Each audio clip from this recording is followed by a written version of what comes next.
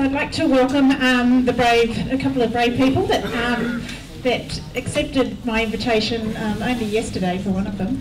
Had quite a couple of phone calls actually around. It would be really good to hear some people in the room who were really new to in the space of being a host provider, and then try and tackle what some of the issues are and work through how we can make improvements. But what they wanted to hear was, what are some of the positive things that are happening at the moment, or what are some of the barriers they've come against and how have they sort of overcome them to ensure that people out there are having good outcomes. So we invited Tracy along from Gladstone, specifically also to talk around what they did in their region. So some of the host providers who sort of didn't even know who the other host providers were in that region, and a plan of how they could get to know each other and work together better.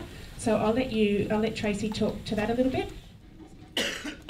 Hi, I'm Tracy and I'm from Gladstone Community Linking Agency, obviously in Gladstone. We're a medium and NGO in Gladstone. Traditionally our area is Gladstone. We have gone a little bit south and a little bit north now, but don't do anything in Rockhampton. So it's not our niche market, it's not our core business. We don't plan to be providing services outside of our service area. So however, for host provision that we do, we were asked to tender in the first round as a host provider, so we have been registered from day dot.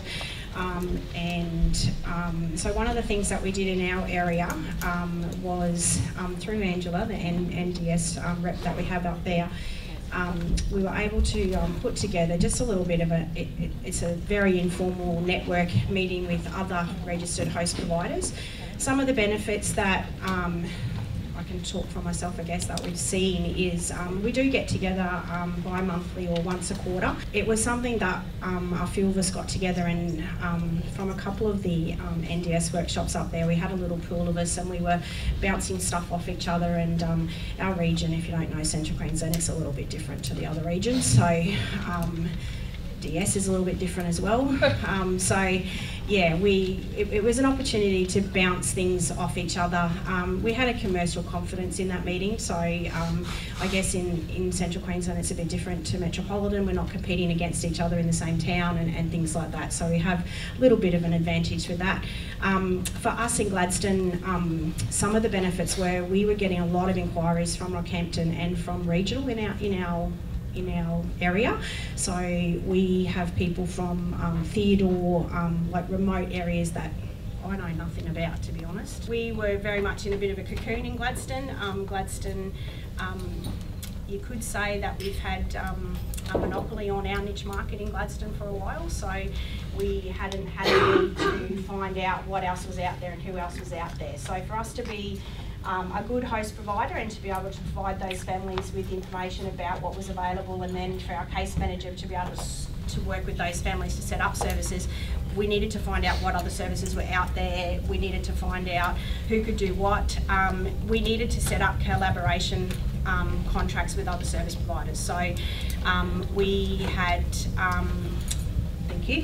we had been asked to be host providers for people, say, that live in Rockhampton. As I said, that's not what we do. We don't deliver services in Rockhampton. We don't intend to deliver service in Rockhampton, but they would be asking us to set up their services in Rockhampton. So to do that, we needed to have some knowledge, and you know, we had basic stuff, but nothing where we were able to, you know, help those families to set up their services in Rockhampton. So it's meant we've been able to collaborate with people up there. It's made it a whole lot easier for brokerage agreements, for case management agreements, to help those families. We're able to direct them to services that we know what they're doing, we know what their services are on the ground. We've got, you know, feedback from that. We've been able to share our business, some of our business strategies. We've been able to share some of our tools. We're fortunate our organisation has a very robust web-based management system for service users and staff, so we've been able to share that with some other services that didn't have that. You know, some of those services were still operating on spreadsheets, so you can appreciate moving forward that that's really, really hard and inefficient. So we were able to share that, and you know, they didn't have to go and spend all the money developing it. That we were able, you know, they were able to buy a licence off us and things like that. So it has meant that we've been able to build excellent collaboration business partners. you know, not people that are, you know, our direct competitors, and if they started to come into our area, we might not be so friendly, but definitely in our situation, in our region, it has worked. So, and just the information sharing, so you know, we've been a host provider now for 8 months, nowhere near like MEMRE, but have, you know, had those peaks and lows. So, and definitely been able to share the different information coming out of DS, and, you know, all the trying to wade through the information so that everyone was getting the same information. So, and, you know, it's a learning curve, definitely, you know, and we had a discussion yesterday about, you know, what is self-directed, and a lot of our families, we're still holding their hand, don't get us wrong. So, but they're learning with us and we're learning with them. Okay, so I'm Paul. I'm a team leader at MEMRE Family Support on the south side of Mount Gravatt. So you didn't get the manager of family support or the director, you got me. Just to run through MEMRE a bit, we've been an organisation for over 30 years now. We do in-home family support one-on-one. We don't do respite houses or supported accommodation or anything like that. So our core work is between 0 and 18, but as long as the person stays within the family home after 18, we continue supports. And if they move out, then we transition to another organisation. So we put a bit of a project together for 6 months between July and December 2012, and we took on about 10 families that wanted to self-direct. And we did a bit of you know, putting policies together and all that sort of thing. The project finished, we kept those 10 families on. We now have about 35 families that are sitting with an administration officer within MEMRE who provides service to those families on an accountability level and making sure paperwork and all that sort of stuff is actually signed off on. Now, we've just taken on, since December, I think we took on about 10 new packages for people who had support for school leavers or individual packages that they wanted. We've even been dealing outside of our geographical area, which is a first from MEMRE. We have very strict boundaries within Brisbane metropolitan only, pretty much. But we're actually looking at, for sustainability reasons and going into the future, whether that will remain. So policies have been looked at for that as well. There's been a number of families that have come on board and taken to self-direction very, very well. They've got it, you know, got it around the accountability, the financials, the planning, and all that sort of stuff. We have had our issues as far as taking on a family. They were with us for almost 12 months before we turned around and said, no, we think you need a key worker for a while to learn how to self-manage. They were getting themselves into a bigger and bigger hole. There wasn't enough planning done at the very beginning. So these are some of the learnings that we've come across. Just to give you a bit of an overview, we're one of the first service providers came on board with Your Life, Your Choice as well. And our rates and everything are on the DS website with Your Life, Your Choice, and so you can have a look at those. As I said, we've taken on about 10 families, but what we've kind of learnt from that family that came on board, was with us for about a year and kind of slid backwards. We've decided that we offer, as you were just talking about, coordination when they first set up, and we're suggesting about 5 hours to do planning, learn the family support systems, the accountability, the financials, visioning and all planning and all that sort of thing. So we say between 5 and 10 hours, and you know, the rate for that, we have a significant rate for that. That covers a key worker working with that family for that time. So it's a user pay system, basically. We found that it's working a lot better this way.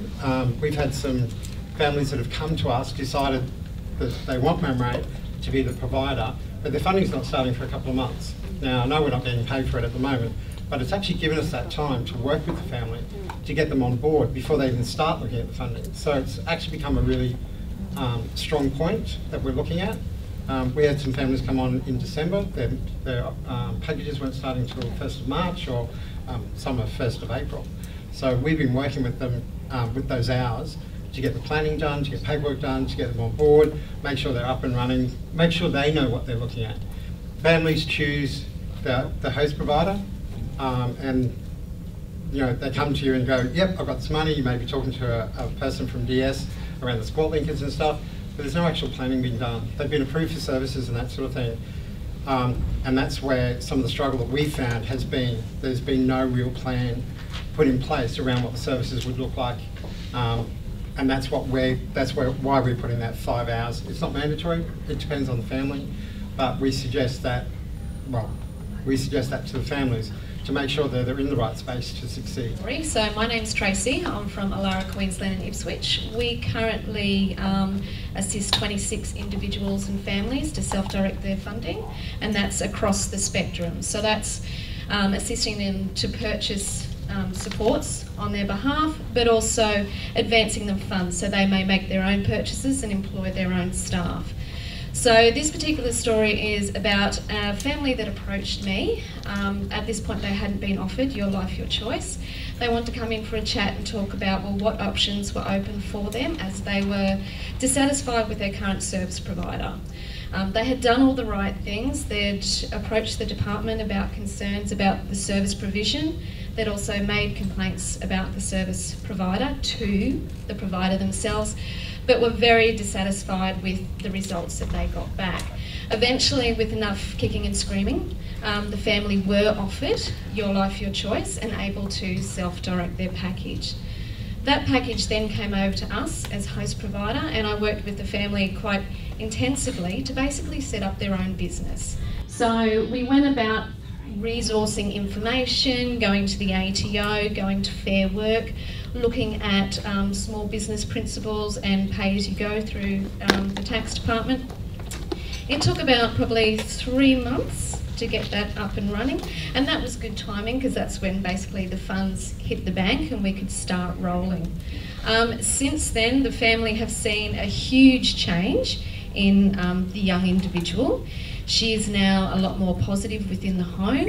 She was actually involved in the recruitment of the staff, so she actually had a say about who she wanted to work in the house and whether she was happy with them. This has meant that she's a lot more receptive to the service provision that's in the home. Previously with her the service beforehand, let's just say it got to a point where she was non-receptive to any direction that was given to her. You know, would you be happy to clean the kitchen? No.